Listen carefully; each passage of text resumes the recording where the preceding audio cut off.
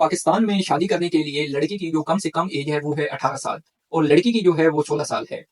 अब सवाल ये पैदा होता है कि अगर एक लड़का 16 साल से कम उम्र की लड़की से शादी करता है तो इस शादी का स्टेटस क्या होगा? इस मैरिज का स्टेटस क्या होगा?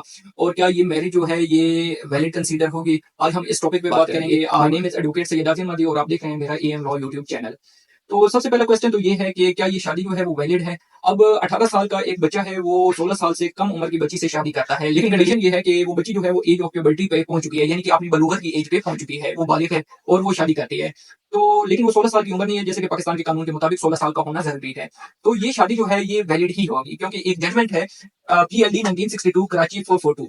इस जजमेंट में क्लियर लिखा हुआ है कि मैरिज इज नॉट इनवैलिड, यानी कि मैरिज जो है वो इनवैलिड नहीं होगी, यानी कि वैलिड होगी बट पनिशेबल, लेकिन पनिशेबल है, यानी कि उसे सजा मिलेगी खामन को, हस्बैंड को।